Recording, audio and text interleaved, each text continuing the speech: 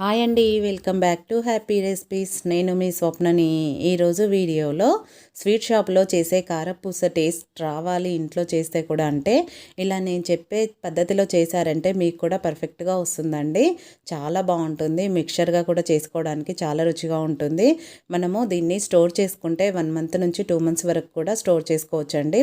పిల్లలకు స్నాక్ లాగా ఈవినింగ్ టైంలో ఇవ్వడానికి చాలా బాగుంటుంది. కాబట్టి చాలా ఈజీగా చేసుకునే ఈ రెసిపీని తప్పకుండా మీరు కూడా ట్రై చేయండి. ఇప్పుడు దీన్ని ఎలా ప్రిపేర్ చేసుకోవాలనేది చూసేద్దాం. మరి ముందుగా ఒక బౌల్ తీసుకోవాలి. మిక్సింగ్ బౌల్ తీసుకొని దాంట్లోకి ఒక స్ట్రెయినర్ని పెట్టుకొని పిండిని జల్లించుకోవాలన్నమాట. అందుకని జల్లెడలో అయినా మీరు జల్లించుకోవచ్చు, పిండి జల్లెడ ఉంటే. దీంట్లోకి 1 కప్పు బియ్యం పిండి వేసుకోవాలి.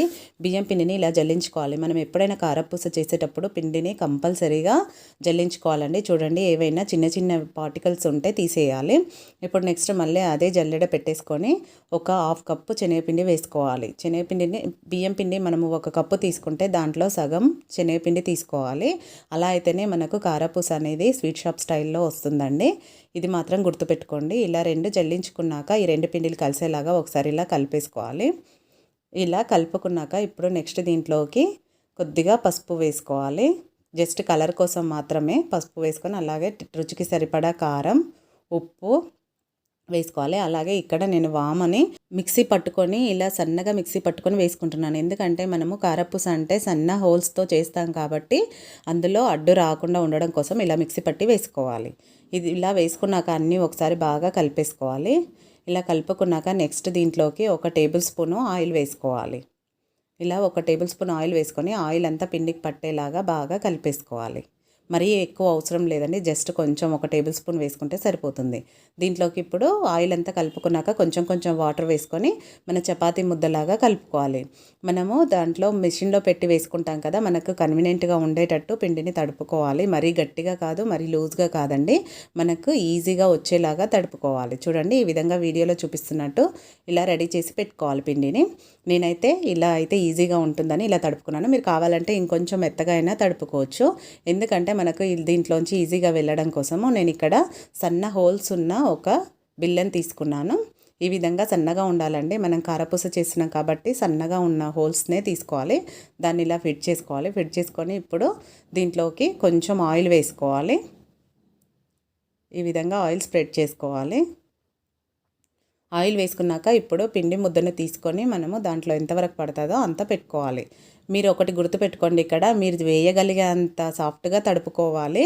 గట్టిగా ఉంటే కొంచెం ఇబ్బందిగా ఉంటుంది మనం ఒత్తుకోవడానికి. కాబట్టి వీలైనంత లూజ్గా తడుపుకోండి. మీకు ఏ విధంగా కన్వీనియంట్గా ఉంటే అలా తడుపుకోవాలి.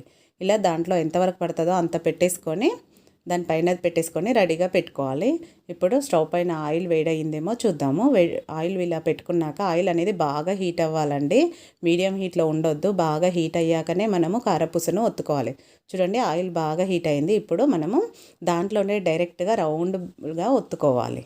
కొంచెం పైనుంచి ఒత్తుకోవాలండి, ఎందుకంటే ఆయిల్ నుంచి వేడి అనేది వస్తుంది, చేయికి తగులుతుంది. మీరు కావాలంటే క్లాత్ లాంటిది ఏదైనా పట్టుకొని కూడా ఒత్తుకోవచ్చు. కొంచెం పైనుంచి ఒత్తుకున్నామనుకోండి, ఆ వేడి అనేది తగలదు. ఇలా ఐ ఫ్లేమ్లోనే ఉంచుకోవాలి. ఐ ఫ్లేమ్లో ఉంచుకొని 2 వైపులా కాల్చుకోవాలి. ఎక్కువ టైం పట్టదండి, మన కారపూస చాలా తొందరగా కాలుతుంది. రెండో వైపు ఈ విధంగా టర్న్ చేసుకోవాలి.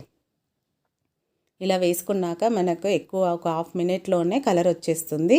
మరీ ఎక్కువ కలర్ రావద్దు. మనం ఇక్కడ పసుపు వేసాం కాబట్టి ఎల్లో కలర్లోనే ఉంటుంది.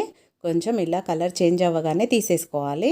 మరి మనము దీంట్లోంచి తీసాక కూడా లైట్గా కలర్ చేంజ్ అవుతుందండి కారపూస. సో అందుకని కొంచెం ఎల్లో కలర్లో ఉన్నప్పుడే తీసేసుకోవాలి. ఇప్పుడు దీన్ని ఒక టిష్యూ పేపర్ ఉన్న బౌల్లోకి వేసేసుకుందాం. నెక్స్ట్ ఇంకొకటి కూడా అలానే ఒత్తుకోవాలి. మీకు ఈ ఆయిల్ అనేది మళ్ళీ 1 నిమిషం పాటు బాగా వేడి అవ్వనివ్వాలి. వేడి అయ్యాకనే ఒత్తుకోవాలి. ఇదే విధంగా పిండి మొత్తాన్ని కూడా ఒక్కొక్కటిగా ఒత్తుకోవాలి. చాలా ఈజీగా అయిపోతుందండి. కాకపోతే మనము ఒత్తుకోవడానికి ఈజీగా పిండిని కొంచెం తడుపుకోవాలి. ఇలా 2 వైపులా మంచి కలర్ వచ్చాక తీసేసుకోవాలి. చూడండి, వీడియోలో చూపిస్తున్నట్టు ఇదే కలర్లో రావాలి. మరి కలర్ చేంజ్ అయితే మనకు అంత పర్ఫెక్ట్గా కనిపించదు. చూడండి ఎంత కలర్ఫుల్గా యమ్మీగా వచ్చాయో, చాలా బాగుంటాయి. క్రిస్పీగా కూడా ఉంటుందండి, చాలా టేస్టీగా ఉంటుంది. మీరు స్టోర్ చేసుకోవచ్చు. పిల్లలకు స్నాక్ రూపంలో కూడా స్కూల్కి కూడా పెట్టవచ్చు, అంత బాగుంటుంది. చాలా ఈజీగా చేసుకునే పద్ధతి చూపించాను కాబట్టి తప్పకుండా ట్రై చేయండి. ట్రై చేసి మీకు ఎలా కుదిరిందో కామెంట్ పెట్టండి. అలాగే ఈ వీడియో మీకు నచ్చితే ఒక లైక్ చేయండి. మీ ఫ్రెండ్స్ రిలేటివ్స్తో షేర్ చేసుకోండి. చూడండి ఎంత క్రిస్పీగా వచ్చిందో, కాబట్టి తప్పకుండా ట్రై చేయండి. మరిన్ని ఇలాంటి టేస్టీ వెరైటీ రెసిపీస్ కోసం మన హ్యాపీ రెసిపీస్ ఛానల్ని వెంటనే సబ్స్క్రైబ్ చేసుకోండి. వీడియో చూసిన వెంటనే లైక్ చేయడం మాత్రం అస్సలు మర్చిపోకండి. తప్పకుండా లైక్ చేయండి. Thank you for watching.